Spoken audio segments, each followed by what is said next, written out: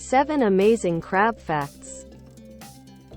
1. Crabs can regenerate limbs. If a crab loses a limb in a fight or accident, it can grow back the missing limb through a process called regeneration.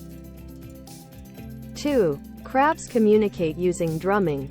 Some crab species use drumming with their pincers to communicate with each other, creating unique sounds for mating or territorial purposes. 3. The largest crab species is the Japanese spider crab. This colossal crab has the longest leg span of any arthropod, reaching up to 12 feet from claw to claw. 4. Crabs have an X-shaped abdomen. Unlike most other creatures, crabs have a distinctive X-shaped abdomen. It is the area on their undersides where their legs and swimmerets are attached. 5. The pea crab is the smallest crab species. As the name suggests, the pea crab is tiny, measuring only a few millimeters in size.